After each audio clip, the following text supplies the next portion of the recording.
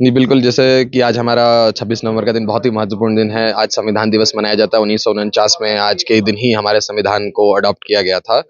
और मैं बहुत धन्यवाद देना चाहता हूँ रस्किन बाउंड फाउंडेशन को कि उन्होंने ये कार्यक्रम को यहाँ रखवाया, जिसमें कि बहुत गहन तरीके से विस्तृत तौर पे हमारे संविधान के ऊपर चर्चा हुई, उसके महत्व के ऊपर, उसको हम कैसे बरकरार रख सकते हैं, अपने जीवन में उससे क्या सीख सकते हैं, और हमारा जो लोकतंत्र है, उसकी नींव है संविधान।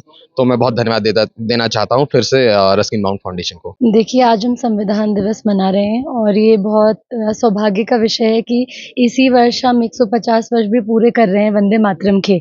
तो आज का दिन और ख़ास हो जाता है क्योंकि संविधान जो है हमारा, जो हमारा लिविंग ये एक डॉक्यूमेंट है, जो हमेशा हम कहते हैं ये बहुत डायनामिक है, हमेशा परिवर्तनशील रहा है।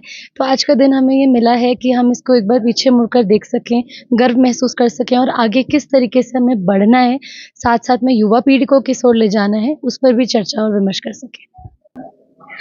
असल में मैं तो जम्मू कश्मीर स्टडी सेंटर की एक मेंबर हूँ और आज का दिन 26 नवंबर ही वो दिन था जिस दिन पीछे के रास्ते से ड्राफ्ट 304 लाके गोपाला स्वामी अयंगर जी ने 370 के लिए रास्ता खोला था, क्योंकि तब तक कॉन्स्टिट्यूशन बन चुकी थी और एकदम से एंड मिनट पे ये ऐड हुआ था और जिसको हटाने में हमको कितने वर्ष लग गए आपको पता है। वो भी कॉन्स्टिट्यूशन से एंटर हुआ था और कॉन्स्टिट्यूशन से ही निकला था। तो अगर एक सामान्य सिटीजन को अगर एम्पावर होना है, उसको असली शक्ति चाहिए, तो उसको कॉन्स्टिट्यूशन पढ़नी चाहिए, कॉन्स्टिट्यूएंट असेंबली पढ़नी चाहिए, जो उसके डिबेट्स हैं, क्योंकि अंबेडकर जी कह गए थे कि वो डिबेट्स जो हैं वो एक तरह से गाइडलाइंस हैं। वो आपको जब भी मुश्किल हो, आपको वो मतलब इंटरप्रेट करने में वो कॉन्स्टिट्यूशन का लॉ, तो आप उस डिबेट्स पे जाइए कि वो क्यों आया था। तो ये मैं कहूँगी कि हम हर सिटीजन को बहुत ज़रूरी है कि कॉन्स्टिट्यूएंट असेंबली डिटेल्स पढ़े।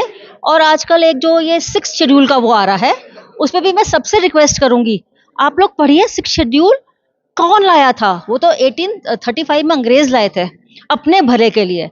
और आज जो उत्तराखंड में भी कभी कभी हम सुनते हैं कि वो 6 शेड्यूल का डिबेट है, तो पहले हमें पता करना चाहिए वो क्यों था और किसको उसका फायदा था और अब इस समय उसका क्या संदर्भ है। तो बस मैं यही रिक्वेस्ट करूंगी सबसे कि सिविक्स में जो बच्चे हैं अपनी सिविक्स पढ़ें अच्छी तरह, क्योंकि वही पूरा कॉन्स्टिट्यूशन का एक सार है। और कॉन्स्टिट्यूएंट असेंबली डिटेल्स पढ़ें और जब भी अमेंडमेंट कोई आए तो पूरा उसकी जांच, मतलब पहले पूरी उसकी हिस्ट्री पढ़ें।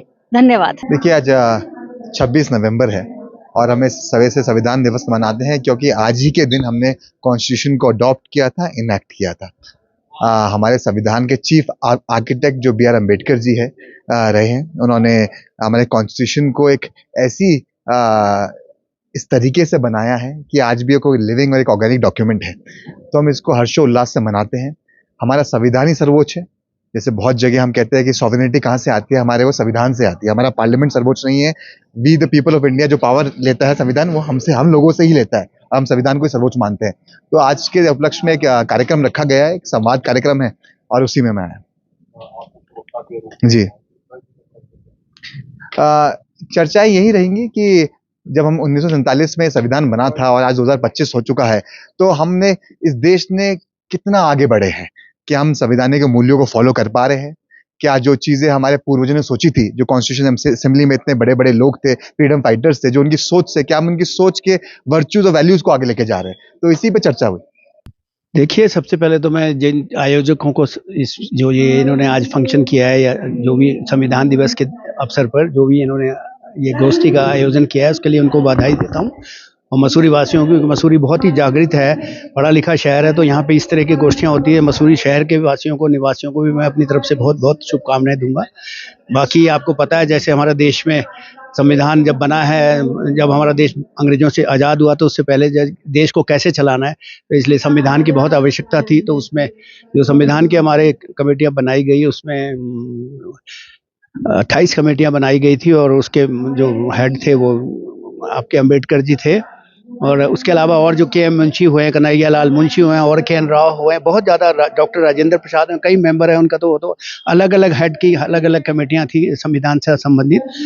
और उनमें से मैं यह कह सकता हूँ कि बहुत लोग मसूरी में आए हैं, जैसे जिन्होंने संविधान बनाया। डॉक्टर अम्बेडकर भी मसूरी आए हैं, क्योंकि उनको आपको मालूम होगा शायद डॉक्टर जो महाराजा थे गायकवाड़, उन्होंने ही उन्हें स्कॉलरशिप में अमेरिका में पढ़ने भेजा था अम्बेडकर को। तो इसलिए एक दो बार उनकी विजिट मसूरी में भी हुई है। ये मसूरी का सौभाग्य रहा है कि संविधान से संबंधित जो महान विभूतियाँ रही हैं उनका कईयों का मसूरी में आना था। और जैसे मैंने बताया कन्हैया लाल जो थे मुंशी थे, वो उत्तर प्रदेश के राज्यपाल भी रहे, कई बार वो भी मसूरी में आए हैं। और उसके अलावा ये संविधान धीरे धीरे बनता रहा और आज उसको कंप्लीट हुआ था, उसमें करीबन 27 महीने लगे थे। और उसको फिर वो 26 जनवरी से 1950 से उसको लागू कर दिया गया, हमारे रिपब्लिक इंडिया बन गया उसके बाद। और भारत का जो हेड होता था वो राष्ट्रपति हो गया, उससे पहले गवर्नर जनरल हुआ करते थे। और वजह से मैं आपने पूछा था कि वो संविधान जैसे संविधान के विदेशों के भी कई संविधान मंगाए गए थे, अमेरिका का संविधान, यूरोप का, तो जापान का संविधान, कई देशों के संविधान, उनसे जो कई बातें ली गई तो उसको एक संकलन किया गया था। तो इसी सिलसिले में दिल्ली में जो सनातन धर्म परिषद थी, जो इन लोगों की एक संस्था थी, उन्होंने एक अपना ड्राफ्ट बनाया था संविधान का कि संविधान में क्या क्या रखा जाए। सब सजेशन सबसे आ रहे थे, तो उसमें उन्होंने लिखा था कि उनका ये डिमांड थी, वो संविधान की कॉपी आज भी मेरे पास है, कि देश को विभाजित नहीं किया जाए। जहाँ जिनकी ज़्यादा मेजोरिटी है, जैसे जो मुस्लिम डोमिनेटेड एरिया है पाकिस्तान में जैसे है, उनको वहाँ पे डोमिनेशन कर दिया जाए या फेडरल सिस्टम कर दिया जाए, पावर जैसे अमेरिका में होती है। जैसे सिख थे लाहौर में थे और अमृतसर का एरिया है, तो वहाँ पे गुरुस्थान वगैरह बना दिया जाए। और जो राजा हैं, जो हमारे देश के 560-62 रास्ते थे, उनको कुछ लिमिटेड पावर दी जाए और कुछ उनको भारत में मर्ज कर दिया जाए। तो इस तरह का जो मेरे पे वो एक कॉपी है, मैं कोई आज इतनी जानकारी नहीं थी। अगला जब संविधान दिवस कब होगा, मैं उस कॉपी को, मैं थैंक गॉड मेरे पे वो ओरिजिनल कॉपी आज भी रखी हुई है। तो वो एक ऐतिहासिक दस्तावेज है कि उस समय के जो और लोग थे वो कैसे सोचते थे कि संविधान में क्या क्या शामिल किया जाए।